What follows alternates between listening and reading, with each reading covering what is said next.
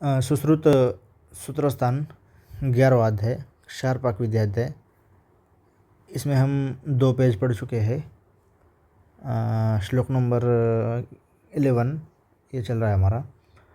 तो इस वीडियो में हम प्रतिसारणी क्षार निर्माण विधि ये देखने वाले हैं। ठीक है, पहले हम इसको हिंदी में पढ़ेंगे, फिर हम श्लोक पढ़ेंगे। ठीक है, हिंदी में समझेंगे, फिर हिंदी समझेंगे तो हम श्लोक में आसानी से समझ पाएंगे। ठीक है, प्रतिसारणीय क्षार के भेद एवं निर्माण विधि। अब प्रतिसारणीय क्षार 3 प्रकार का है: मृदु, मध्य और तीक्ष्ण, माइल्ड, मॉडरेट और स्ट्रॉन्ग। ये 3 प्रतिसारणीय क्षार के प्रकार है। प्रतिसारणीय क्षार के 3 प्रकार है। ओके, 3 प्रकार। ठीक है, मृदु, मध्य और तीक्ष्ण। अब आगे बोलते हैं, इसको बनाने की इच्छा वाला वैद्य, यानी कि जो वैद्य प्रतिसारणीय क्षार बनाना चाहता है, उसने क्या करना है? शरद ऋतु में पवित्र होकर शुभ दिन में पर्वत शिखर पर उत्तम भूमि में पैदा हुए दवाग्नि, गर आदि से जो हीनवीर्य न हुआ हो, मध्यम आयु के विशाल कृष्ण वर्ण के मुष्कक मोखा की अधिवासना अर्थात मंत्रादि कर दूसरे दिन उसे उखाड़कर छोटे छोटे टुकड़ों में विभक्त कर ले। ठीक है, क्या करना है? फॉर एग्जांपल, आप वैद्य बन चुके हैं फ्यूचर में बहुत अच्छे, और आपको प्रतिसारणीय क्षार बनाना है। फिर आप क्या करेंगे? सबसे पहले आप शरद ऋतु, ठीक है, यहाँ पे शरद ऋतु को मार्क करते हैं। शरद ऋतु में क्या करेंगे? आप मस्त सुबह नहा धो के चाय नाश्ता करके क्या करेंगे? पवित्र होकर शुभ दिन में पर्वत पे जाएंगे। ठीक है, शिखर पे जाएंगे जहाँ पे एकदम अच्छी, नहीं क्या, उत्तम भूमि। तो मुझे जहाँ तक याद आ रहा है, चरक चिकित्सा स्थान में पहले अध्याय में, रसायन अध्याय में, वो वहाँ पे एक ऐसा पॉइंट दिया है कि जो हिमालय है वो उत्तम भूमि हिमालय को बोला है। ठीक है, वहाँ पे अच्छे गुणों वाले, अच्छे वीर्य वाले, अच्छे रस वाले, अच्छे मतलब उनकी सही आयु, उनके अच्छी मतलब ग्रोथ हुई है, ऐसे प्लांट हमें हिमालय में मिलते हैं। ये चरक चिकित्सा स्थान में पहले रसायन अध्याय में बोला है। तो उत्तम भूमि, तो यहाँ पे पर्वत शिखर यानी कि हिमालय को पकड़ सकते हो आप। ठीक है, मस्त शरद ऋतु में मस्त पवित्र होकर नहा धो के आप पवित्र शिखर पर गए, पर्वत शिखर पर। ठीक है, उत्तम भूमि में, वहाँ पे आपको क्या करना है? वहाँ पैदा हुआ ऐसा आपको एक पौधा या पेड़ बोल सकते हैं, प्लांट कैसा ले देखना है, वो जो हीनवीर्य न हुआ हो। ठीक है, यहाँ पे जो हीनवीर्य न हुआ हो, और क्या हीनवीर्य न हुआ हो, दवाग्नि, गर आदि से। ठीक है, अब ये बहुत सारे और हो सकते हैं ना, ये बैक्टीरिया की वजह से, या एनिमल्स ने उसको खाया हो, पंछियों ने उसके पत्ते फल खाए हो, या ऐसे बहुत सारे रीज़न हो सकते हैं ना। वहाँ पे दवाग्नि और गर दिया है। तो जो हीनवीर्य न हुआ हो, यानी कि उसका वीर्य अच्छा होना चाहिए, उसको हमें क्या करना है? मध्यम आयु का, यानी कि ज़्यादा बड़ा भी नहीं, ज़्यादा छोटा भी नहीं। जैसे कि बूढ़ा प्लांट, बहुत 50, 60, 70, 80 साल का, ऐसा भी नहीं। ठीक है, वो हमें कैसा लेना है?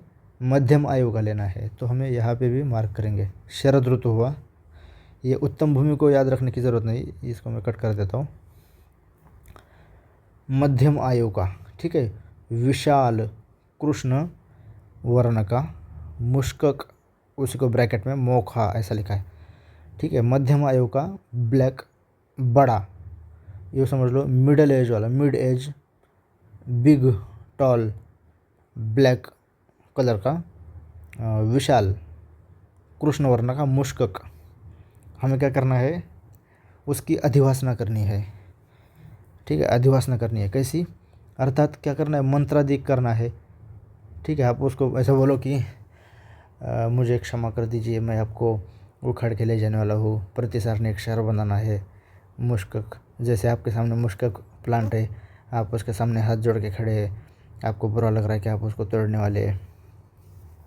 तो ये तो मैं ऐसे बोला, तो मंत्र वगैरह बोलने वहाँ जाके, ठीक है। फिर उसको उखाड़ना है और उसको छोटे छोटे टुकड़ों में विभक्त करना है, ठीक है। हम शरद ऋतु में सुबह उठ के गए, आपकी बात कर रहा हूँ, आप पवित्र होके शुभ दिन पे मुहूर्त देख के, ठीक है, आप पर्वत शिखर पे गए। वहाँ पे आपने बड़ा सा सित मुष्कक, श्लोक में दिया है लेकिन यहाँ पे कृष्ण मुष्कक ऐसा लिखा है, तो मैं कृष्ण बोलूँगा तब तक, बाद में हम श्लोक देखेंगे तो श्लोक वाला बोलूँगा मैं। तो मध्यम आयु का, मिड एज वाला, विशाल यानी कि बड़ा, कृष्ण यानी कि काला, मुष्कक आपने ले लिया, कैसा, एकदम मस्त है, उसके रस वीर्य विपाक एकदम मस्त टकाटक है ना, उसको किसी प्लांट वनस्पति ने सॉरी कीड़े ने खाया है, किसी पंछी ने खाया है, एकदम अच्छी जगह पे वो उगा है अच्छे से, ठीक है। ऐसा आपने कृष्ण मुष्कक लेके आए, उसके टुकड़े टुकड़े किए आपने, ठीक है, छोटे छोटे टुकड़े किए। तो अब फिर आपने क्या किया, उसमें सुधा शर्करा यानी कि चूना, अब आपको याद रखना है, तो आप याद रखने के लिए कैसा याद रख सकते हो। अब यहाँ तक आपने स्टोरी आई है कि आप पर्वत शिखर पे गए, पर्वत शिखर पे जाने के बाद आपने वो मंत्र वगैरह बोल के वो प्लांट को ले लिया, ठीक है। आप मस्त सुबह नहा धो के नाश्ता करके गए थे शरद ऋतु में, ठीक है। और आप ऐसा सोचो कि आप तंबाकू खाते हो, आपको तंबाकू की एडिक्शन है, तो आपने वो प्लांट कृष्ण मुश्किल ले लिया और आप वहाँ पे तंबाकू खाने लगे, उसके छोटे छोटे टुकड़े किए, तो वो चुनाव आपने उसमें डाल दिया, सुधा शर्करा, ओके। फिर वायु रहित स्थान में ढेर लगाकर तिल की लकड़ियों से जला दे। फिर आपने क्या किया, उसमें चूना डाला, आप तंबाकू के शौकीन हो, चूना डाला और उसको तिल की लकड़ियाँ, उससे आपने उसको जला दिया। अब याद रखने के लिए मैं आपको एक स्टोरी बता रहा हूँ ना, ऐसे ही प्रतिसार ने एक शहर बनाने के लिए आप शरद ऋतु में इतना मस्त सुबह नहा धो के गए, है ना। फिर आप तंबाकू खा रहे थे वहाँ पे, तो आपका चूना उसमें गिर गया, ऐसा याद रखो। सुधा शर्करा उसमें डालना है और तिल की लकड़ियों से जलाना है। फिर क्या करना है, अग्नि शांत हो जाएगी ना, तो उसके बाद आपको उस राख को यानी कि भस्म शर्करा यानी कि जो चूना है उसको अलग करना है।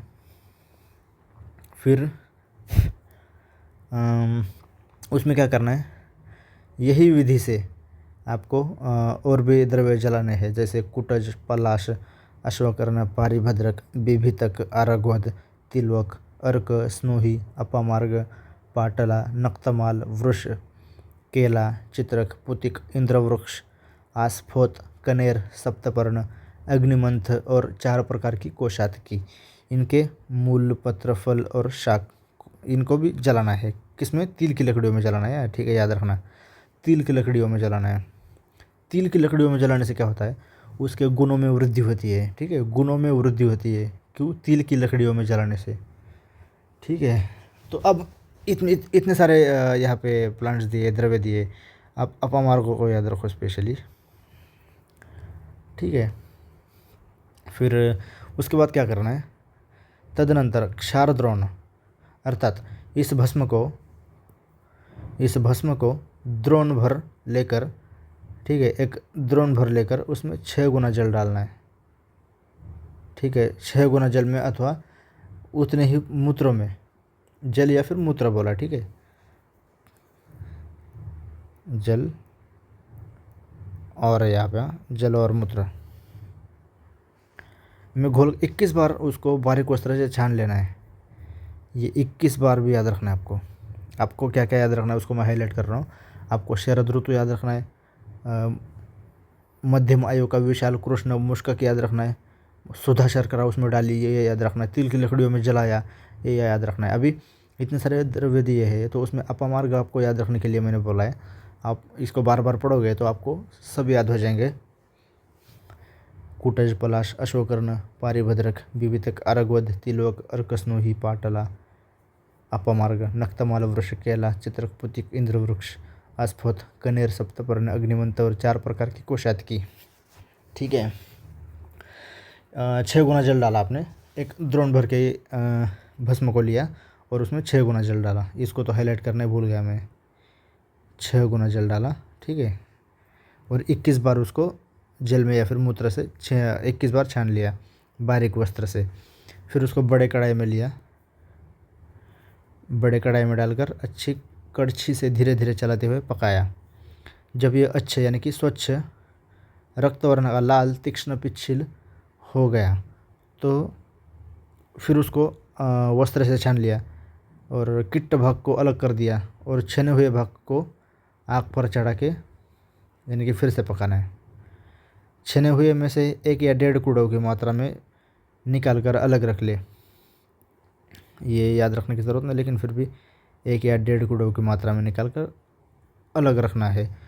तो उसमें से हमने मस्त क्या किया, जो भस्म बन गया था, तिल की लकड़ियों में जला के उस भस्म बनाया, उसको हमने द्रोण में लिया। द्रोण में 6 गुना जल या फिर मूत्र डाल के 21 बार छान लिया वस्त्र से। फिर उसको बड़े कढ़ाई में डाल के उसको धीरे धीरे अग्नि पे, मंद अग्नि पे पकाया।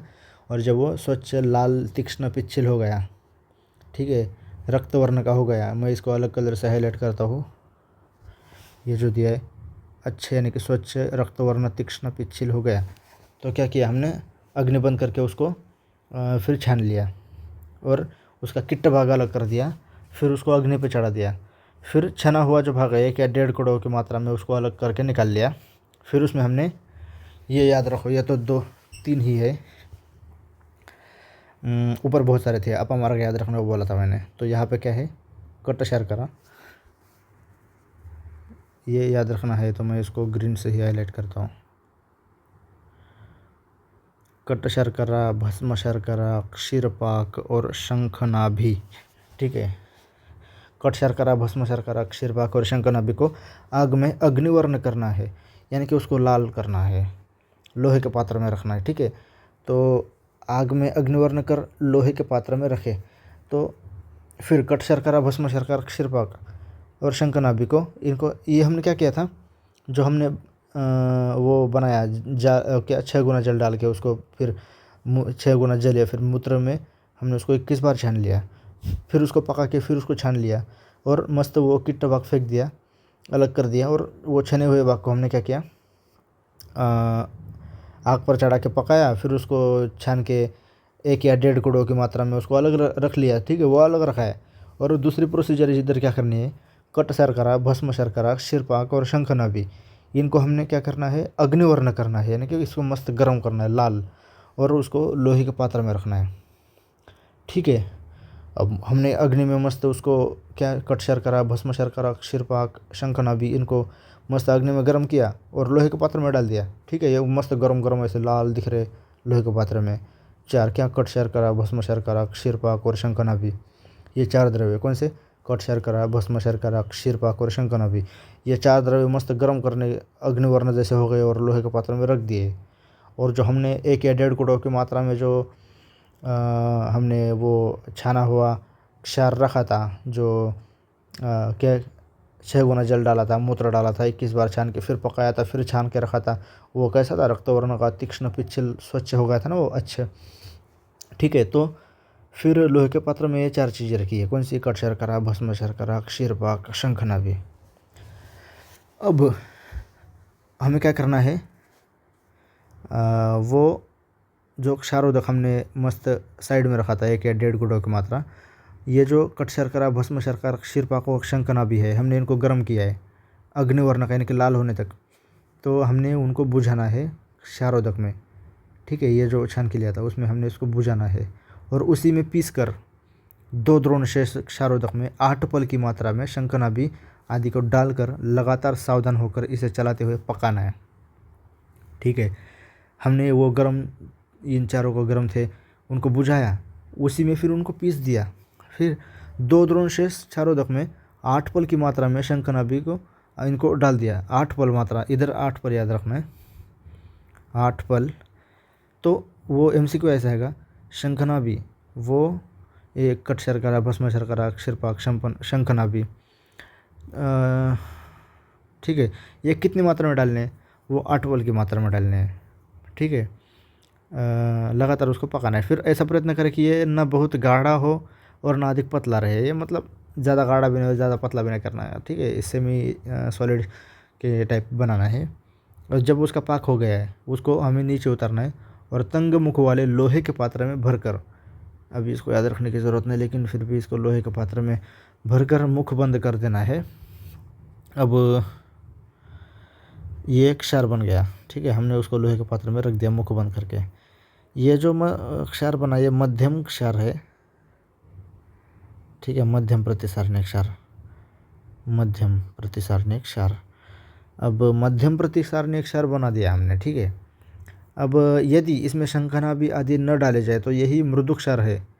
अब हमने इसमें शंखनाभि वगैरह डाला था ना, अगर हम शंखनाभि वो द्रव्य नहीं डालते ना तो ये मृदु क्षार हो जाता। हमने कितने 3, मृदु, मध्यम, तीक्ष्ण, ये 3 क्षार है ना अपने प्रतिसारणिक क्षार के 3 प्रकार है ना। तो हमने उसमें शंखनाभि वगैरह डाला तो वो मध्यम क्षार बन गया, ठीक है। शंखनाभि वगैरह डाल के वो मध्यम क्षार बन गया। लेकिन अगर हम उसमें वो नहीं डालते तो वो मृदु बन जाता, और मृदु को ही दूसरा एक नाम दिया है सव्यूहिम। यहाँ पे आप देखोगे सव्यूहिम, इसको अलग कलर से हाईलाइट किया जाए, इसको इस कलर से हाईलाइट किया जाए, सव्यूहिम, ओके। मृदु क्षार को सव्यूहिम कहते हैं। अगर उसमें शंखनाभि वगैरह नहीं डालेंगे ना तो वो मृदु क्षार होता है। अब वो श्लोक देखते हैं हम। यार मैंने बहुत बड़ा लंबा 16 मिनट का वीडियो हो गया। अब मस्त देखते हैं लाइन टू लाइन, ठीक है। अथेतर स्त्रिविदो, ठीक है। मृदु, मध्य, तीक्ष्ण क्षार के 3 प्रकार है, ओके, आप सबको पता है। मृदु, मध्य, तीक्ष्ण क्षार के 3 प्रकार है। तम चिकीर्षः, यानी कि चिकीर्ष यानी कि इच्छा, जिस वैद्य को प्रतिसारणिक क्षार बनाने की चिकीर्षा हुई हो यानी कि इच्छा हुई हो, उसने क्या करना है, शरद ऋतु में गिरिशानुजम यानी कि पर्वत, ठीक है, सुचिरुपोष्य यानी कि शुचि यानी कि पवित्र होकर, प्रशस्त देश जातम अनुपहतम यानी कि उत्तम भूमि में, प्रशस्त देश यानी कि उत्तम भूमि में उसने क्या करना है, मस्त पवित्र होके, शुचि यानी कि स्वच्छ होके उसने जाना है। जो इम्पोर्टेंट है बस उसको ही हाईलाइट करेंगे हम, ये सूची को हटा देते हैं, ठीक है। शरद ऋतु में मस्त उसकी इच्छा हुई, हम आपकी बात कर रहे थे। मृदु, मध्य, तीक्ष्ण 3 प्रकार है, ठीक है। फिर शरद ऋतु में आप गिरिशानुजम शुचिरूपोष्य प्रशस्ते अहनि प्रशस्त देश जातम अनुपहतम, ठीक है, यानी कि प्रशस्त भूमि, उत्तम भूमि पे आप मस्त पवित्र होकर गए। फिर मध्यम वयसम यानी कि मध्यम आयु का, महानतम यानी कि विशाल, असित मुष्कक, ठीक है। यहाँ पे मैं आपको झूम करके दिखाता हूँ मस्त, ठीक है। मध्यम वयसम, महानतम यानी कि विशाल, मध्यम वाला, महानतम, विशाल, असित मुष्कक। सित यानी कि मैं आपको यहाँ पे एक और पॉइंट बताता हूँ। सित यानी कि शुक्ल यानी कि वाइट, और असित यानी कि कृष्ण, ठीक है। तो यहाँ पे असित मुष्कक बोला यानी कि कृष्ण मुष्कक, महान, मध्यम आयु वाला, अधिवास्य परे द्यु, ठीक है। अब ये ठीक है। पाटयित्वा खंडशः प्रकल्प्यावपाट्य निवाते देशे निचितिम, यानी कि उसको वायु रहित स्थान में उसको रखना है, और पाटयित्वा खंडशः यानी कि उसके छोटे छोटे टुकड़े करने हैं, ठीक है। इसको हाईलाइट करने की ज़रूरत नहीं, ठीक है। उसको छोटे छोटे टुकड़े करने हैं, खंडशः खंड बनाने, उसके छोटे टुकड़े करने, और उसको निवात देश में यानी कि जहाँ पे हवा नहीं आती ऐसे जगह पे उसको रखना है, और उसमें सुधा शर्कराश्च प्रक्षिप्य यानी कि उसमें सुधा शर्करा डालनी है। फिर तिल नालयराधिपयत यानी कि तिल की लकड़ियों से उसको जला देना है। सुधा शर्करा डालनी है उसके छोटे छोटे टुकड़े करके, और जहाँ पे हवा नहीं आती यानी कि निवात देश में उसको जलाना है। कैसे? तिल की लकड़ियों से। तिल नालेर तिल नालय ही दीपयते यानी कि जलाना। फिर अथोप शांते अग्ने, जैसे ही अग्नि शांत हो जाता है, तद भस्म, उस भस्म को पृथक गृहिण्या द भस्म शर्कराश्च, उसको क्या करना है, उसमें से जो भस्म शर्करा है यानी कि जो राख है उसको अलग बोला है, यानी कि जो भस्म शर्करा चूना है उसको अलग अलग करके लेना है। ठीक है, फिर यहाँ तक आए हम, भस्म शर्करा को सेपरेट लेना है। फिर अथानेन व विधानेन, उसमें फिर और कौन से द्रव्यों का हमें भस्म बनाना है, राख बनानी है, इससे तिल की लकड़ियों से जला के। ठीक है, उसमें कुटज, पलाश, अश्वकर्ण, यहाँ पे कुटज, पलाश, अश्वकर्ण, पारिभद्रक, बिभितक, अरग्वद, तिलवक, अर्क, स्नूहि, अपामार्ग, पाटला, नक्तमाल, वृष, कदली, चित्रक, पुतिक, इंद्र वृक्ष, सॉरी, पुतिक अलग है और इंद्र वृक्ष अलग है। आस्फोत, अश्वमार्ग, सप्तच्छदा, अग्निम, अन्य गुंजा, चतस्त्र। फिर कोशातकी, चतस्त्र कोशातकी यानी कि 4 प्रकार के कोशातकी। समूल फल पत्र शाखा, यानी कि उनके मूल फल पत्र शाखा, उनको भी दहेत यानी कि जलाना है। ठीक है, फिर उसके बाद ततः क्षारद्रोणम उदक द्रोणैहि षड्भिरालोड्य, यानी कि उसमें 6 गुना जल डालना है।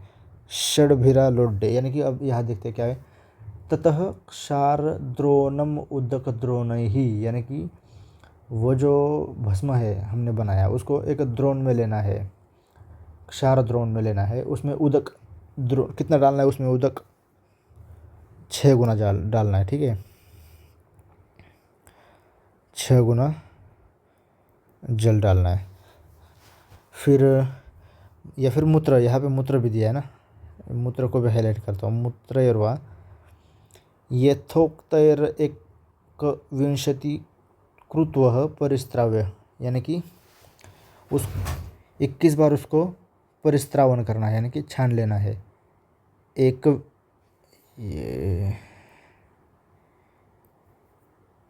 एकविंशति कृत्वः परिस्राव्य, 21 बार उसको वस्त्र से छान लेना है 6 गुना जल डाल के। अब यहाँ पे मैं एक और आपको बाहर का पॉइंट बताता हूँ। शारंगधर के अनुसार, शारंगधर ने 4 गुना जल बोला है। ठीक है, शारंगधर ने 4 गुना जल बोला है, यहाँ पे लिखा हुआ है ये। ठीक है, 4 गुना जल डालना है शारंगधर के अनुसार। फिर 21 बार छान लेना है। महति कटा है शनैर दर्व्या अवघट्टयन विपचयत। ठीक है, यानी कि 21 बार छान लेना है, फिर उसको धीरे धीरे उसको क्या बोलना, थोड़ा सेमी सॉलिड बनाना है ना। फिर स यदा भवती अच्छो, जब ये अच्छे यानी कि स्वच्छ हो जाएगा, रक्त वर्ण वाला हो जाएगा, तीक्ष्ण हो जाएगा, पिच्छल हो जाएगा, तब क्या करना है, तमादाय महति वस्त्र परिस्राव्य उत्तरम विभज्य पुनरग्नाव धिश्रयेत, पुनरग्न अवधिश्रयेत। फिर क्या करना है, उसको फिर से छान लेना है, वस्त्र परिस्राव्यतरम, उसको छान लेना है, विभज्य पुनरग अग्नि पर रख के। ठीक है, फिर तत एवच क्षारोदकात कुडवम अधि अर्धम व अपनयेत, यानी कि जो क्षारोदक है उसको कुडव, कितनी, अर्ध कुडव।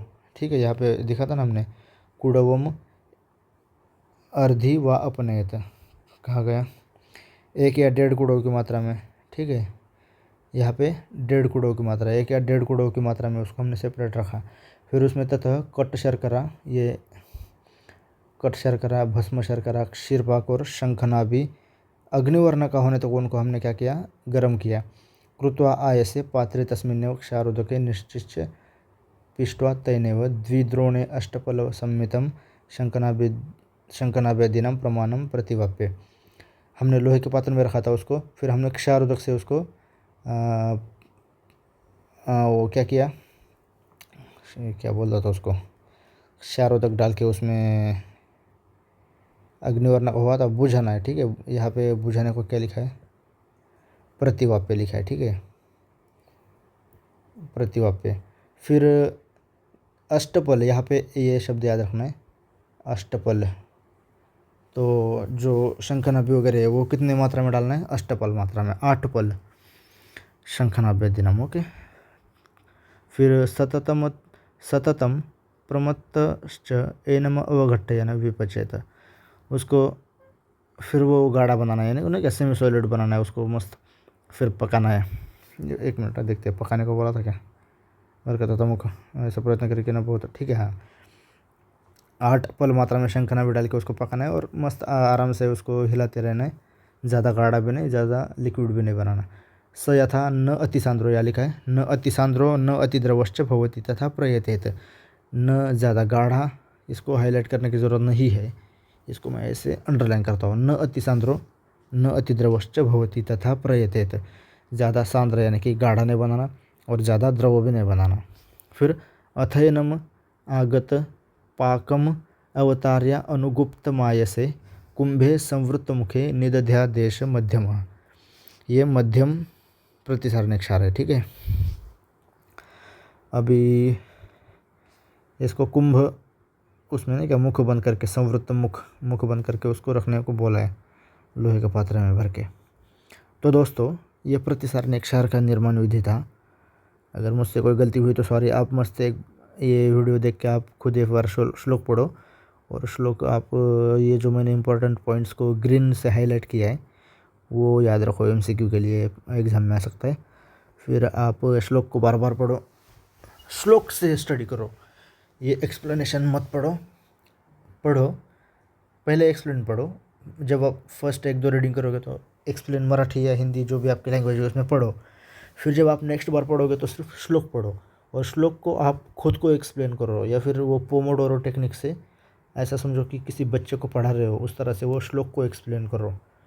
ये हिंदी वाला जो ये इतना सारा शब्द दिया है ना, ये सब पढ़ने की आपको ज़रूरत भी नहीं पड़ेगी।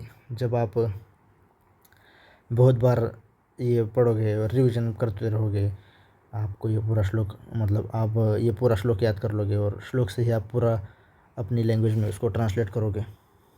ठीक है, तो बाय, नेक्स्ट वीडियो में आगे के पॉइंट देखेंगे।